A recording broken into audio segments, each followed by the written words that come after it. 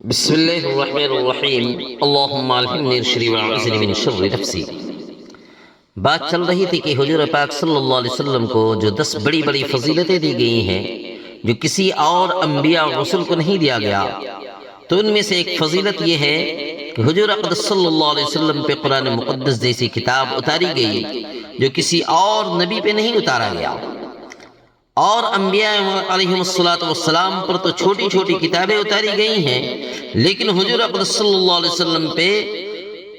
قرآن مقدس جیسی کتاب اتاری گئی جو کسی اور نبی پہ نہیں اتاری گئی ہے۔ اس کے لیے اللہ نے قرآن مقدس میں سورۃ الدہر آیت نمبر 23 میں یہ ارشاد فرمایا ہے، اِنَّا نَحْنُ نَزَّلْنَا عَلَيْكَ الْقُرْآنَ تَنزِيلًا، کہ اے پیغمبر ہم نے ہی آپ پہ قرآن تھوڑا تھوڑا کر کے نازل کیا ہے۔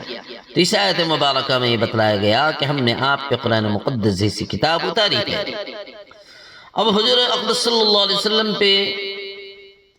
جو اللہ کا کلام اتارا گیا وہ اللہ کا کلام سب سے مقدس ہے، اس کی تلاوت سب سے محبوب ہے۔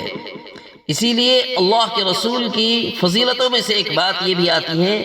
کہ حضور صلی اللہ علیہ وسلم محبوب رب العالمین ہیں۔ اس کے لیے حدیث پاک میں بات آئی ہے، طبرانی کبیر کی حدیث ہے اور مستدرک للحاکم کی بھی حدیث ہے، کہ انا خاتم النبیین واکرم النبیین علی اللہ واحب المخلوقین الی اللہ عز وجل۔ حضرت علی الہلالی رضی اللہ رحمۃ اللہ علیہ سے روایت ہے، وہ فرماتے ہیں کہ جس مرد میں حضور صلی اللہ علیہ وسلم کی وفات ہوئی، میں اس وقت حضور اقدس صلی اللہ علیہ وسلم کے پاس گیا، آپ نے فرمایا کہ میں آخری نبی ہوں اور اللہ کے نزدیک سب سے معزز ہوں اور اللہ کے نزدیک مخلوق میں سب سے زیادہ محبوب ہوں۔ اور دوسری حدیث ہے ترمذی شریف کی کہ انس ابن مالک رضی اللہ تعالی عنہ قال قال رسول اللہ صلی اللہ علیہ وسلم وانا اکرم ولد آدم علی ربی ولا فخر، کہ آپ صلی اللہ علیہ وسلم نے فرمایا کہ اپنے رب کے نزدیک میں اولاد آدم میں سب سے زیادہ معزز ہوں، لیکن اس میں کوئی فخر کی بات نہیں ہے۔ تین حدیث میں یہ بات بتائی گئی، حضور صلی اللہ علیہ وسلم اللہ کے مخلوق میں سب سے زیادہ محبوب ہیں۔ اسی طریقے سے اللہ کے رسول کی فضیلت میں یہ بات آتی ہے کہ حضور صلی اللہ علیہ وسلم اولین و آخرین کے سردار ہوں گے، کوئی اور نہیں ہوں گے۔ بخاری شریف کی حدیث ہے، وَأَنَا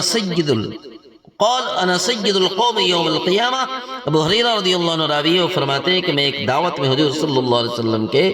ساتھ موجود تھا، آپ نے فرمایا کہ میں قیامت کے دن لوگوں کا سردار ہوں گا، قیامت کے دن۔ اسی طریقے سے آپ صلی اللہ علیہ وسلم نے فرمایا میں تو سردار ہوں گا، زمین جب پھٹے گی تو سب سے پہلے میں نکلوں گا، سب سے پہلے میں ان لوگوں کی سفارش کروں گا تو میری سفارش قبول کی جائے گی۔